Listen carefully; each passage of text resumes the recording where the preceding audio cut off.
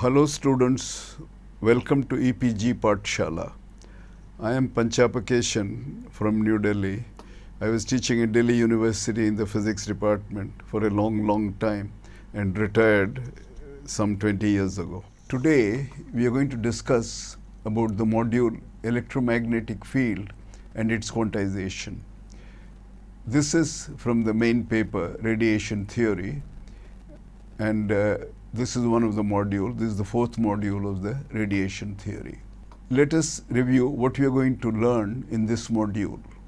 We want to review Maxwell's equation and its formulations with vector potentials, learn about difficulties with imposing commutation relations for the Lagrangian of the electromagnetic field.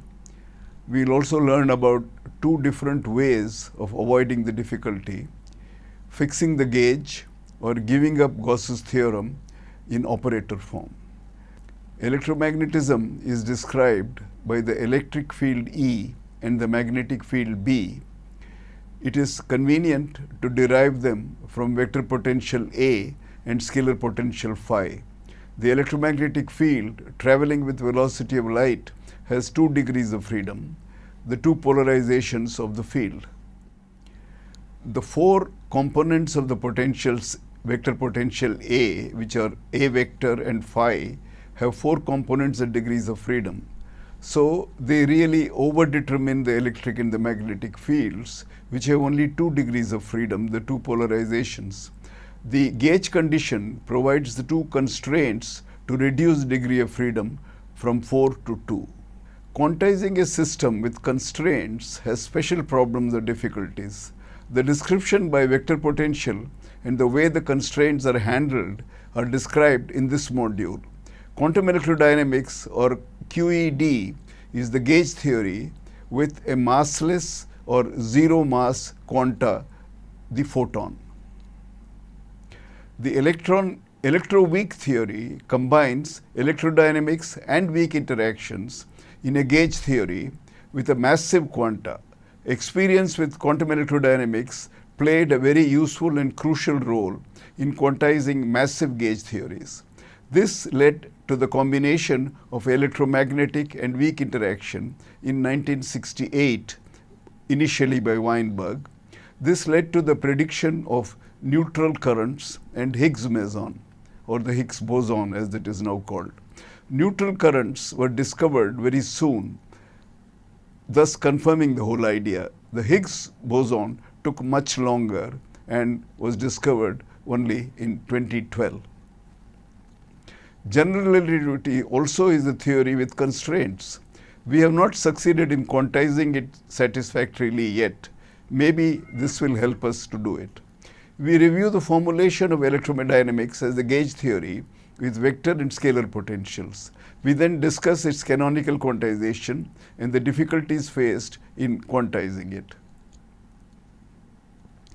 We avoid the difficulties by fixing the gauge to be Coulomb gauge or radiation gauge and quantizing the theory in the Coulomb gauge. We have also to modify the right-hand side of the equal time commutation relations. The Dirac delta function is then modified to give what is usually called a transverse delta function. Electromagnetic fields in terms of 4 vector potentials. The well-known Maxwell's equations are: divergence of E is equal to rho, divergence of B is 0, curl of B minus 1 by C d dt is equal to J vector by C, and curl of E plus 1 over C dB dt is equal to 0, where E capital vector and B capital vector are electric and magnetic fields respectively. 4 vector potential and field tensor. We express the electromagnetic fields in terms of 4 vector potential, and this is crucial before we are able to quantize it.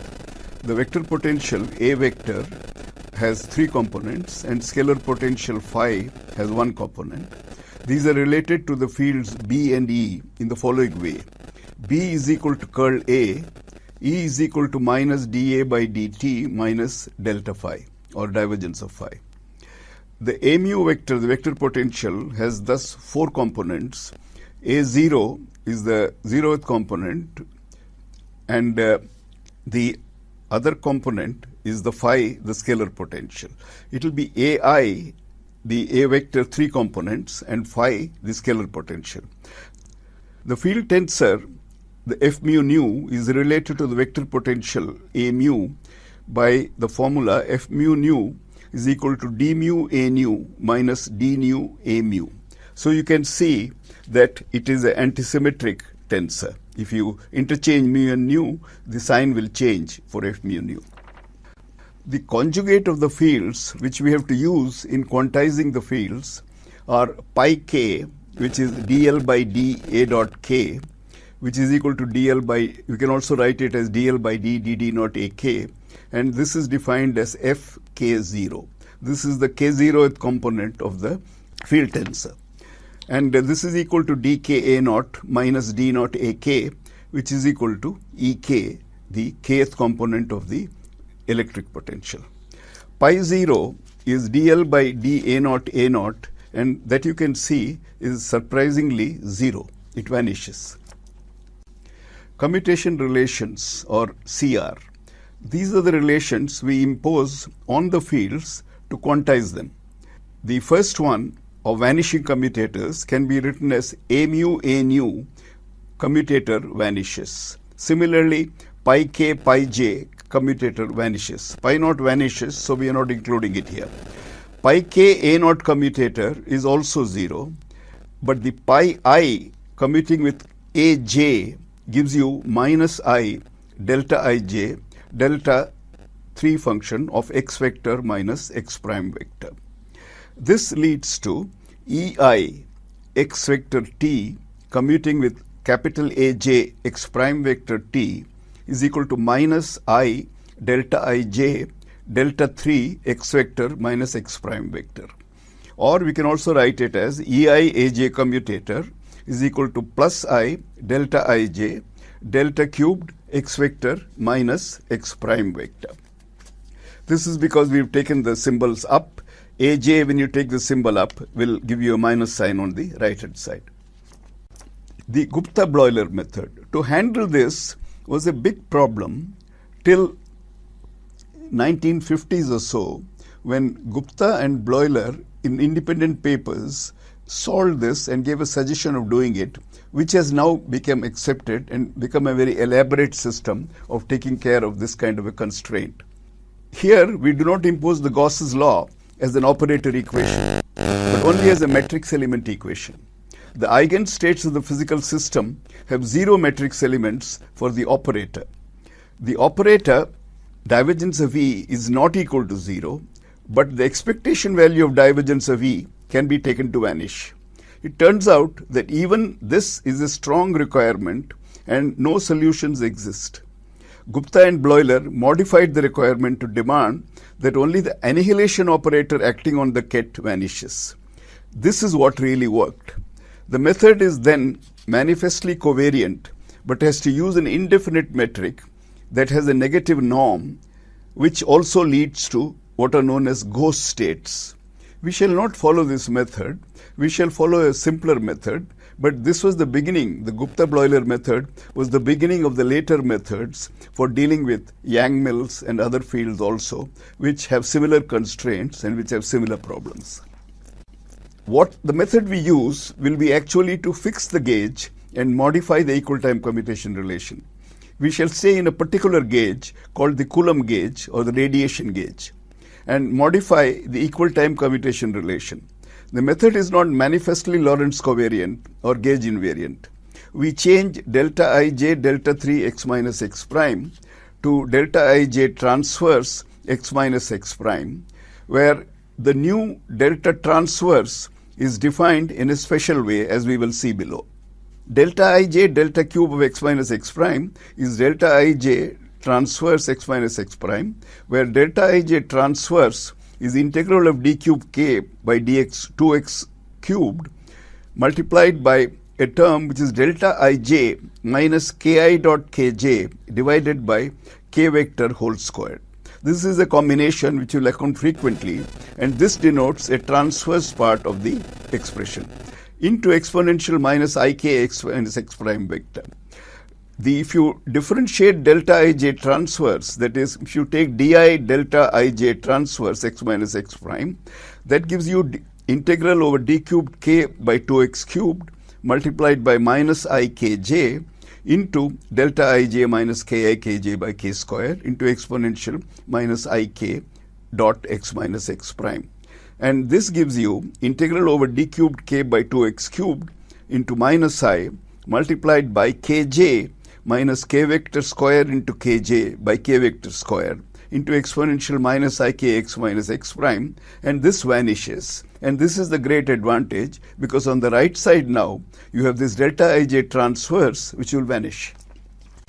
The Lagrangian of electrodynamics, we are only dealing with the free field here. So Lagrangian for the free field electrodynamics is given by Lagrangian equal to minus 1 by 4 f mu nu with mu nu below into f mu nu with mu nu above. These are the field tensor within the contravariant and the covariant form. This is equal to, we can separately write the 0 and the I parts. We can write it as minus 1 by 4 f0 nu into f0 nu upstairs plus phi I nu into f I nu. So it will be, second term will be f I nu into f I nu.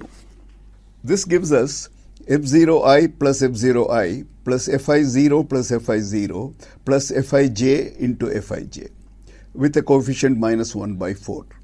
This is equal to e squared by 2 minus 1 by 4 times fij, which gives us e squared by 2 minus b squared by 2, which is equal to half of e vector squared minus b vector squared, which is really the expression in terms of E and B for the Lagrangian. You can see the Hamiltonian, if you remember it, is half E squared plus B squared, but here we've got half E squared minus B squared, because Lagrangian and the total energy are different. The total energy is related to the Hamiltonian, whereas the Lagrangian is connected to the Hamiltonian, but not exactly the same. It is convenient to write the Lagrangian in terms of derivatives of potentials, and therefore we write the Lagrangian as minus 1 by 4 f nu mu into f mu nu is equal to minus 1 by 4 d nu a mu minus d mu a nu, all the indices are below, multiplied by d nu a mu minus d mu a nu, all the indices are above. This is equal to minus 1 by 4 d nu a mu into d mu a nu multiplied by d nu a mu, the first term of the second bracket, minus d nu a mu minus d mu a nu into d mu a nu, the second term of the second bracket. This gives us, when you simplify it, minus 1 by 4 d mu a mu d mu a nu into d nu a mu minus d mu a nu minus d nu a mu into d nu a mu.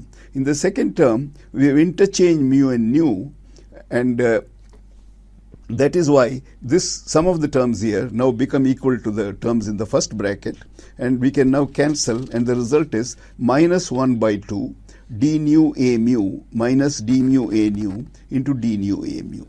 So the Lagrangian takes a simpler form, and we can then go ahead to obtain the Euler-Lagrange equation.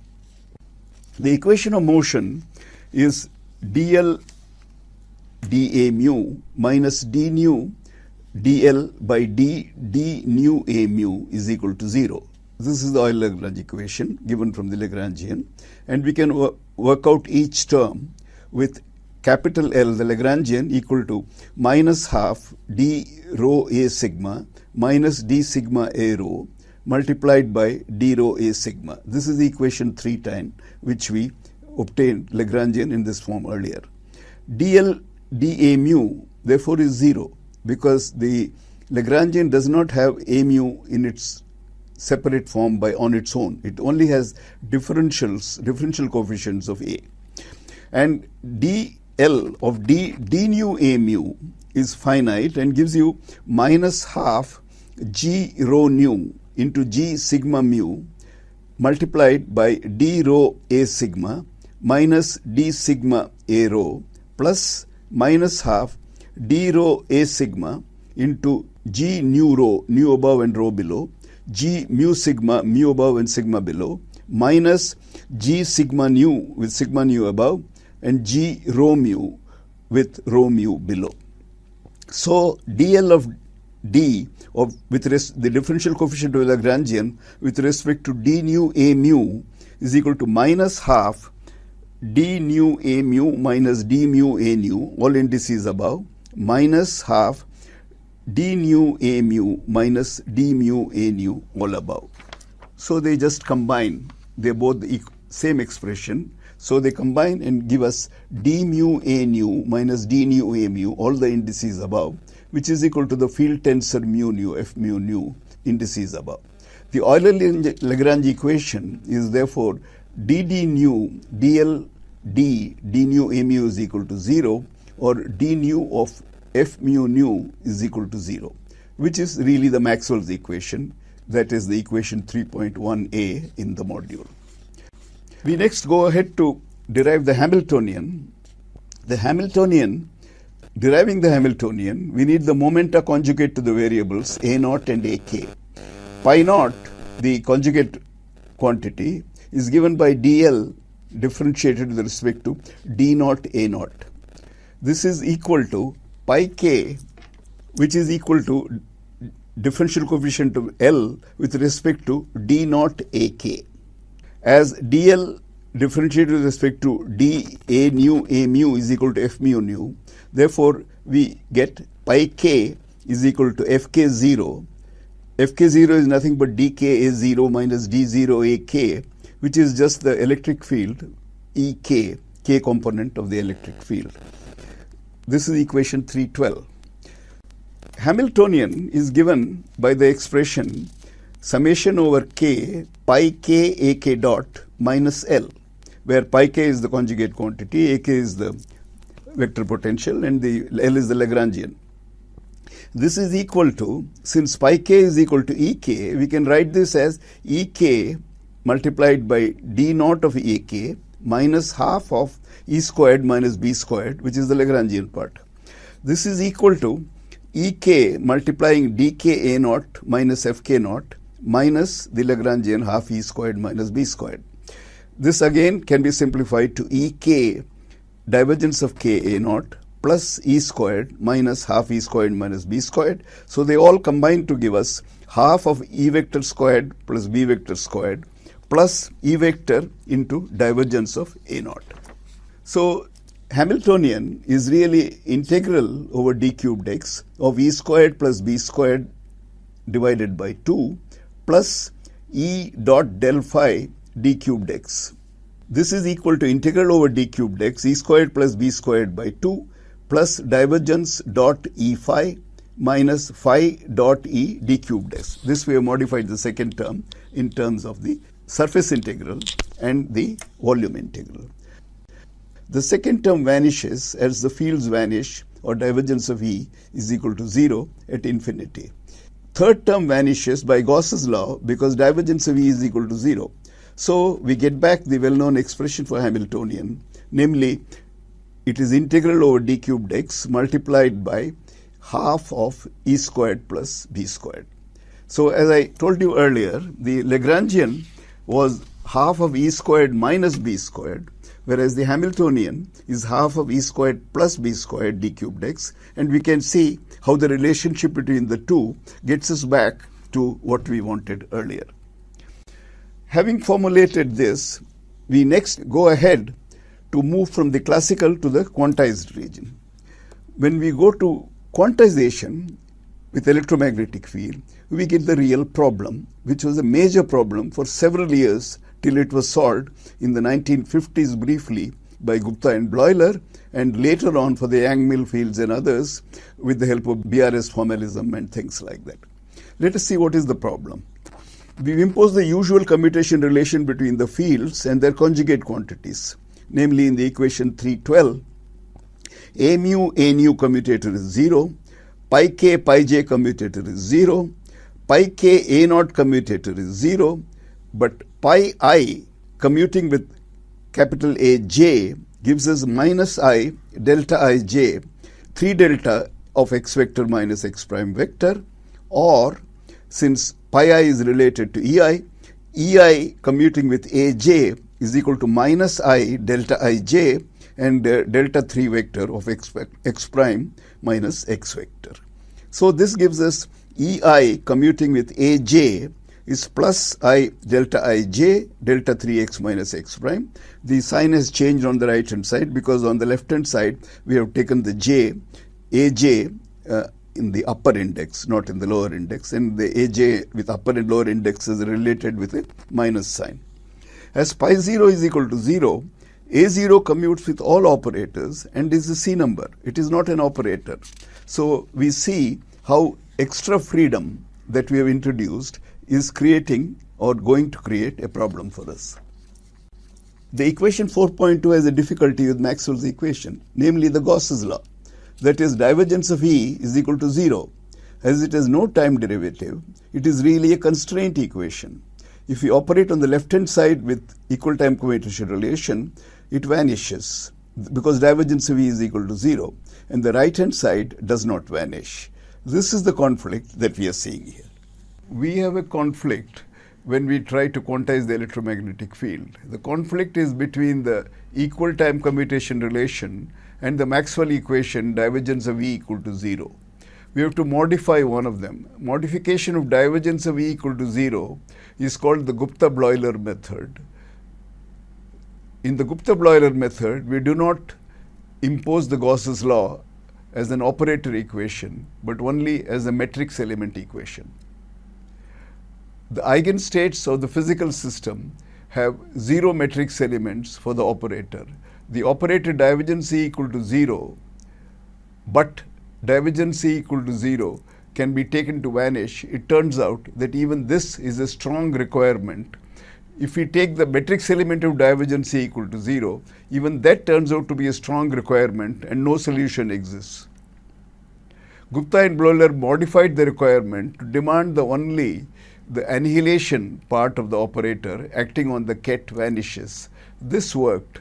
The method is manifestly covariant, but one has to use an indefinite metric which has got negative norm and has what are usually called ghost states. Gauge freedom. This is an extremely important topic when you're dealing with gauge fields and has created a problem all along, and it was first manifested with the electromagnetic field, and the same problem continues with several other fields when we go to higher field theories also. Gauge freedom problem can be mentioned in the following way. Without changing the field tensor F mu nu, which is related to the physical fields, electric and the magnetic field, we can redefine A mu, the vector potential. For example, if A mu changes to A mu prime, which is equal to the original A mu plus d mu of chi, an additional term, which is the gradient of a quantity chi, then F mu nu will also change from its definition. So it will be d nu of A mu plus d mu chi minus d mu of A nu plus d nu chi. This is equal to d nu A mu minus d mu A nu, which is equal to F mu nu, because the d mu d nu of chi just cancels and we are left just with the original term. So the change in the A mu has made no difference to the field tensor at all. And since the field tensor is what determines the electric and the magnetic field, nothing physically has changed. So the change of A mu to A mu prime, or the addition of a term d mu chi, does not really change any physical quantity. Therefore, it makes no difference to the physics. It is only a mathematical process. This shows that the A mu that we have is a quantity which has many more degrees of freedom than what we really need. And it is the constraint equations which really reduce the number of degrees of freedom to reduce them to the number of physical degrees of freedom that we have. If we choose the D'Alembert of chi equal to minus d mu of a nu, which means chi is given by integral of d cubed x prime d mu prime a mu divided by 4 prime x vector minus x prime, then d mu a prime mu becomes d mu a mu plus D'Alembert of chi, which is equal to d mu a mu minus d mu a nu, which is 0. The Euler-Lagrange equation of motion 311 gives the divergence of f prime mu nu is equal to 0, which when expanded gives d mu of d nu a mu prime minus d mu a nu prime is equal to 0, or D'Alembert of a mu prime minus d mu d nu a mu prime is equal to 0. So D'Alembert of a mu prime is equal to 0 if d mu of a mu prime is equal to 0. D mu a mu, which is by definition written also in the form ddx nu of a mu, is equal to 0. This is called usually the Lorentz condition. So this is one constraint or one set of constraints on the a mu fields so that they are reduced to the physical fields E and B. A vector potential satisfying this condition is said to belong to the Lorentz gauge. So this is what we mean by fixing of a gauge. The Lorentz gauge condition fixes the gauge, and this way of doing it is called the Lorentz gauge.